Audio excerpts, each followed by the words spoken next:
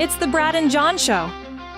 It is the Brad and John Show. Today's date is April 25th. It happens to be a Friday, so this show's a little bit different than we normally do. Not a lot, but just a little bit. That is John Combest. Good morning, John. Good morning to you, Brad. Okay, couple things to talk about. First off, before we talk about the according to AI thing, let's talk about Anthony Slaughter at Channel 5, because you posted a couple things on, well, I don't know if you posted. I saw that clearly wouldn't go on johncombest.com, but I sent you a link to it, yeah. Right, but I saw some text going back and forth, and you mentioned, and if you know who Anthony Slaughter is, and I have to be honest with you, Anthony Slaughter has garnered the love of lots of women in the St. Louis area. Do you know the story behind this? Yeah, but you go ahead and tell it, though, Brad. Well, somebody in his family. His sister. His sister had twins, and she was going to put the twins up for adoption. Was that what the story went? Yeah, I think so. And he adopted the twins, and he's raising the twins. And I know several women who sent me things yesterday about, they sent me the story too, like you sent me the story. I got this from like several people, and almost every one of the women were like, oh my God, I love Anthony Slaughter. He took care of those two kids. He's such a wonderful guy, okay? And he probably is a wonderful guy. But the problem that Anthony Slaughter has is, now that he's no longer at Channel 5, if you know who he is, he's a meteorologist, good-looking guy, young guy. I don't think he's even 40 yet. Isn't he like 38 or something like that? Yeah, I think, he's pretty young. He worked at Channel 5, and then he went off and did a gig in San Francisco at one of the stations out there. Was it KPIX? I can't remember which one. And then he came back to St. Louis, and he works the morning shift, and apparently was not down with all the new stuff going on at the TV station. And one of the things he was complaining about was they were pushing him for content. And that's exactly what John Combest said in one of your little texts back and forth that talked about content. Yeah, and that was a private text, but go ahead and talk about it on the air. Well, no. The idea, excuse me, John, I'm in trouble because I mentioned that because I thought that was hey, listen, let's take private texts and talk about them on the air. That's fine. No. I mentioned that he was feeding I think I used the phrase in our private text that he was feeding the content machine. Right. And the drive to feed the content machine was overwhelming. Right. And what's happened is, and to a certain extent, we're probably guilty of it too. We feed the content machine. We pump out every morning. We pump out, my brain's gone this morning. But we have a podcast version. And thank you very much. And then you and I, we do YouTube, we do Twitter, we do Instagram. Right. So we're maybe tomorrow, maybe later today, you will log out of the blog website so I can update yesterday's. We're generating content. Okay. And what's interesting about this is that one of the people that sent me this was criticizing the fact that she's a viewer of Channel 5 News in the morning, and she's not a broadcast person. She doesn't know that much about the broadcasting business. Well, maybe she knows a little bit more than she should. But she was even lamenting the fact that with the new way they're doing things, if Anthony Slaughter sees a cloud that's forming over Alaska, he's tracking it into the St. Louis area. You know what I mean? The idea of it has it's gotten to the point where it's like, okay, this is a little over the top. You know, I mean, and the bizarre part of this is that what he said that in his little dissertation that he put online. And you can find this at stlmag.com. Right. Ryan Kroll, I think, put this together. And boy, once again, compliments to Sarah Fensky. She gets the boot, not the boot, but, St. Louis Riverfront Times gets sold, and she takes her journalistic credits over to St. Louis Magazine. And I hope that they expand that operation and do more of what Riverfront Times used to do. But she's excellent at what she does. Go ahead, yeah. So, and she said, Ryan Kroll wrote this piece. He said in the piece, Brad. Yeah, that they wanted to do 10-minute videos for internet consumption on the weather. Now, think about that for a minute. Most people can grab their phone, like I'm doing right now, and you can pull up your favorite weather app. It could be Wexplex weather, it could be OMO weather, or it could just be some other one. And you would see right now, I see little raindrops falling, and it says it's 64 degrees, and it says it's going to rain today, and the high is going to be 77, the low is going to be 64, and it shows right now it's raining now, and it'll rain through 8 o'clock, and by 9 o'clock it'll be cloudy the most of the day. Okay, I just synopsized the weather in what, 15 seconds? Yeah, you sure did. Why do you need 10-minute videos about the weather? I mean, I don't understand that. And Slaughter's quote here is that here before the quote, the setup is one new requirement he found particularly counterproductive was being asked to make longer weather videos. Right. Quote, it's like, bro, nobody's watching the weather for 5 to 10 minutes. Yes, exactly. The company wants content. It's all content driven. Everything's content. How much content can you produce and put out for us? So, and apparently he was told throughout his review process, according to him, that he needed to be more of a team player on this. Well, and part of it has the fact, and do you know this battle that went on between Channel 4 and Channel 5 over the trademark? Do you know that whole crazy story? Yeah, but go ahead and get into it. Well, essentially, Channel 4 had the first alert trademark or something like that, and Channel 5 had something close to it, and they fought it out in court, and apparently Channel 4 won, and Channel 5 lost, so now it's weather impact, which to me, first time I heard that, I thought to myself, weather impact. Okay, to me, that would be the line when a storm's coming through. You remember, matter of fact, Mark Cox kids about the fact that Storm Center 4, when there was like a severe storm coming through. Now, the point that Anthony Slaughter makes is well taken on me, once again, having actually going back to school to study for my meteorology degree, which I never finished. But the point being is if there's like a line of severe thunderstorms moving into the St. Louis area, or there's a tornado that's touched down in Colombia and could be headed this way, yeah, people are going to sit there in front of their TV set and watch it. But day to day, it doesn't happen. And but we don't need to find. So I have a theory of why this is happening. And it's because, and someone actually pointed this out to me yesterday. If you look at what Channel 4 is doing with First Alert 4, so I have the First Alert 4 app on my phone, and they're essentially doing 24-hour-a-day weather coverage. So imagine if you're at Channel 5 and people come to you and say, hey, you guys see what Channel 4 is doing? Hey, Channel 4 has branded every storm the Frederick Roofing, it's not Frederick Roofing, but whatever roofing, storm line. They're making money from this stuff. Why aren't we doing it? Why aren't we doing more? Shouldn't we be doing what Channel 4 is doing? So it's a keeping up with the Joneses. And if every other company, and you see this in every corporation, if you're working for General Motors and Rivian starts making a daily YouTube video, someone's going to come to you, an executive's going to say, my grandson said that Rivian's making cool videos. Do we have videos every day? And then you're going to have to keep up with your competitors, even if that doesn't translate to sales.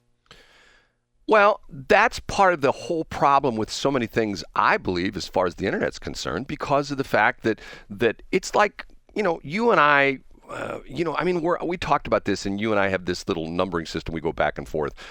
Long story made short, video number 1,000, our podcast number 1,000, appeared, late last week or early this week? Yeah, radio segment number 1,000. Yeah. Radio segment number 1,000. Okay, we've done 1,000 of these. Now, are John and I getting checks from YouTube? And no, we're not making anything. As a matter of fact, if you know the YouTube rules to get monetized, it keeps getting tougher and tougher and tougher because of the fact that the people who are being monetized, it's sort of like, I remember a book years ago that I read. I don't read a lot of books, but I found this one fascinating, and I can't remember the exact title, but it talked about the fact that he followed musicians 100 years ago and talked about there were thousands of musicians who were touring the country, making good money, playing at various events and things like that.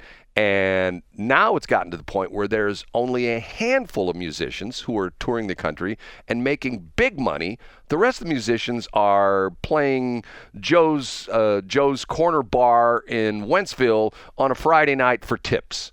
Okay? And the idea of the whole book was that the number of winners has decreased, and there is a small number of winners in anything where there used to be a bunch of winners. Does that make any sense, John?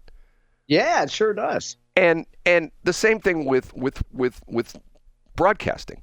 It used to be to the point where back in the day, during school closings, the TV stations had the monopoly on that, as well as radio. I mean, if you wanted, and here in St. Louis, and now you get a multiple. And let's get back to Anthony Slaughter real quick here, Brett. I hate to interrupt the weave, but so Anthony Slaughter is saying that he's getting tired. He got into weather. By the way, he's 40 years old now. Okay.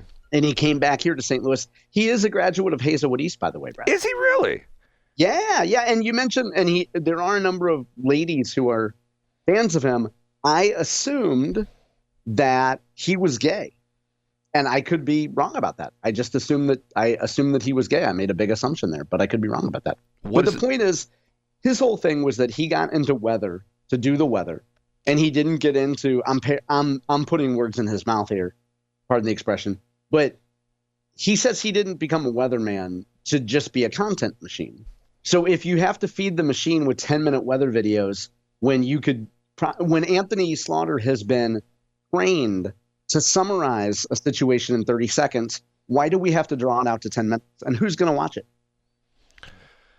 Well,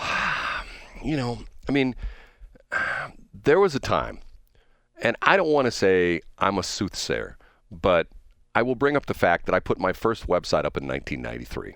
And I give this fact because sometimes when I used to do a little seminar out at Logan College for the chiropractors. They did a marketing seminar out there. And I thought it was funny that I would say, I've been on the internet longer than some of you in this class have been alive. And I had people who challenged me on that. And it's interesting because the smartest woman in the world could bring up the fact that the internet actually started like in 1983 or something like that. Okay. I have said in several times. Matter of fact, remember, I told the story that bob and weave Yes. What about it, Brad? I stood in front of that. You told the story. I stood in front of that class and said, this is probably 6-7 years ago. And what did it have to do with a Chinese company that everybody talks about now, Brad? Tell us the story again. I said TikTok is going to be the new big app. That's going to be the one everybody's going to do. And people go, TikTok, never heard of that. Okay, I can look down the road. And what's happened is exactly what you said. Everybody's jumping into the content machine. Now, for us, what's interesting about it is that the reason that we give the date in front of each of the segments is because what drives me nuts when you're driving around and listening on the weekend to canned talk shows, Sean Hannity, you have no idea what he's talking about sometimes because today, blah, blah, blah, blah, blah, blah. If you know the date, that's why we give it. And we give the date because and I've had people say, why do you give the date? You're on the radio. People know what date it is. No, because we take it. Has anybody actually really said that to you? I have. I've had 2 people say that to me. Honest to God. Oh, okay, sure. Because the idea being is that sort of the same thing. You got your phone in front of you. Everybody knows what time it is, and everybody knows what date it is. Everybody, because of the fact it's right there on your phone. You open up your screen. Yeah, I got you. And you were making a point, Pat, about content. I can't remember what I was saying. It wasn't any good, John, because. And did we get that answered? What does according to AI say about Anthony Slaughter? Maybe we need to do one of those. Okay. And Brad, I have to admit my ignorance here, and sometimes I miss cues. But yesterday, when you kept touting how great according to AI was, I was just like, wow, Brad's just a fan of the site. I didn't know that you birthed this website on Earth Day. I did. Yeah, I was unaware of this until yesterday because I went on a desktop. I hadn't actually looked at it. Like most things that you say, I just immediately disregarded it without a second thought. And then yesterday I went to the desktop and I'm like, I wonder if according to AI it was a real website. And then when I saw like the hokey intro language and such, I was like, oh, I know who put this together. John, you give me all these compliments. God, Thank you. I do. It is a compliment, Brad. And nobody can throw a website together in a day with a bunch of stuff that says, check back later. We'll sell ads here someday.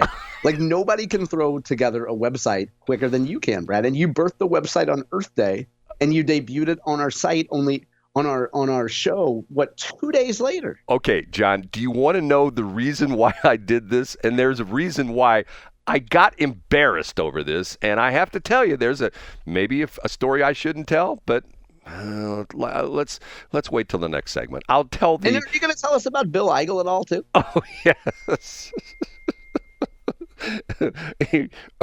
I'm not supposed to give private, according to John, I'm not supposed to give private text. Okay.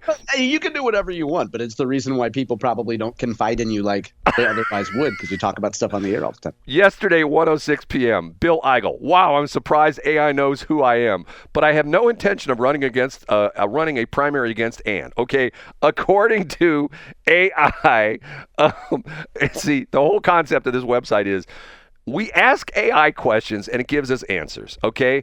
Here's the question, and I'm putting this stuff verbatim. and this was asked to ChatGPT, what would happen if Bill Eigel ran for the United States House of Representatives?